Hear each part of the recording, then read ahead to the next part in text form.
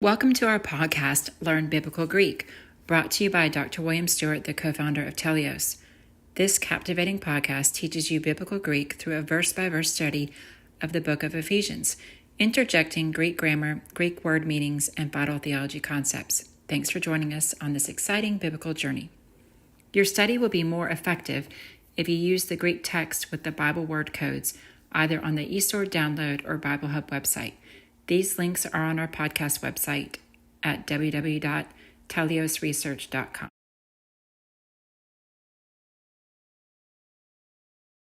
Hi, I'm William Stewart, co-founder of Teleios. Welcome back to our podcast on learning biblical Greek.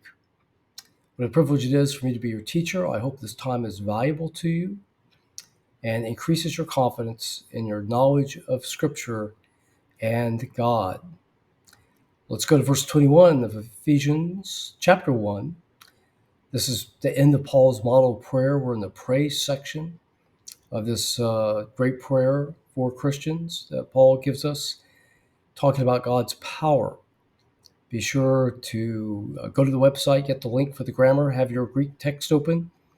Also, as a reminder to read my disclaimer on the website as well. So let's go to the text. Verse 21, uperano. This means above, and far above it's used not commonly, but it's typically an adverb. However, when it's followed by a noun in the genitive, it's acting as a preposition, as in this case. Then we come to the common word all, pas, P-A-S, little difficult. Here we see the feminine genitive because we have the eta s. So remember the feminine, and this is the third declension because the root word for pas is P-A-N-T. So you can't end a Greek word with a T. And what happens with the feminine then, hang on, an iota alpha is added. The iota combines with the T and makes an S. The S is in front of or follows the N, and the N, when followed by an S, drops out, leaving P-A-S-A-S.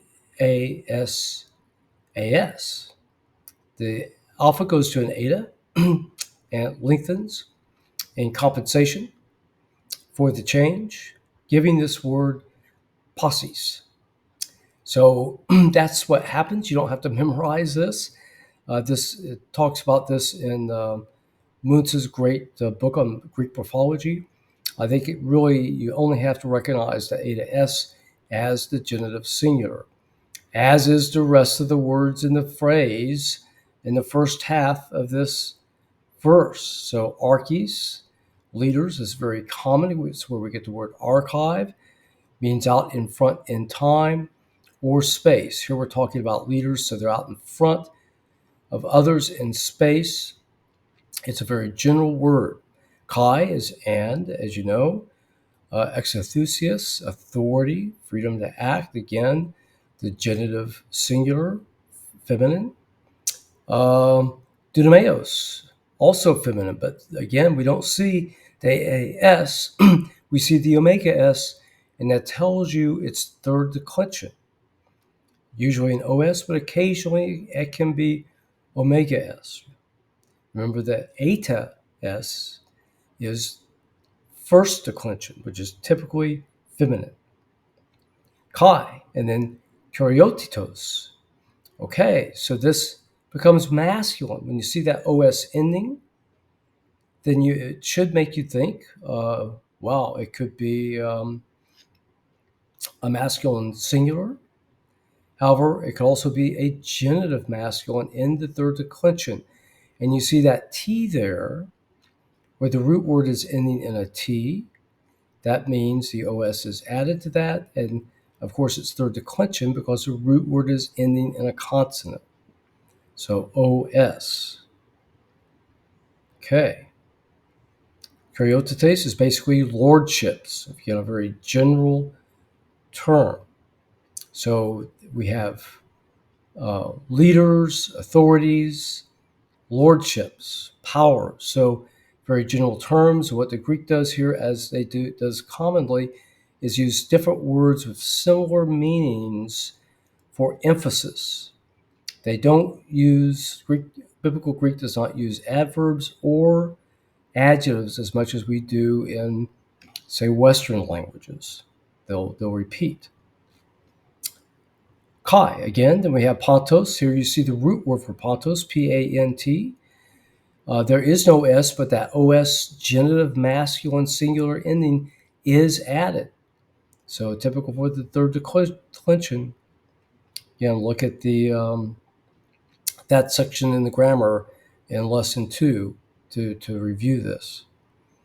Same with onomatos, third declension, ending with a T. Getting a real lesson here. Can't end the Greek word with a T, but that OS ending is there and preserves it. And in the masculine singular nominative, it would be omata, or excuse me, anoma, because the T drops off.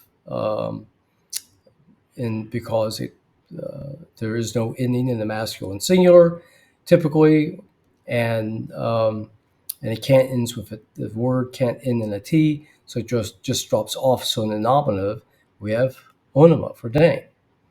What's the meaning of name here? Well, it's not something we're used to in modern culture.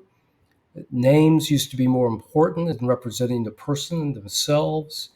I think a good way to look at this is that when you do something in the name of somebody, or the name of something such and such is representative of that person.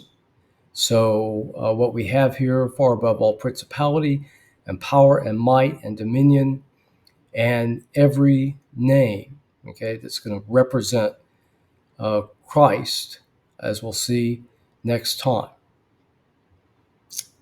All right. Thanks for joining me today. We'll finish verse 21 next time. I hope you'll join me then.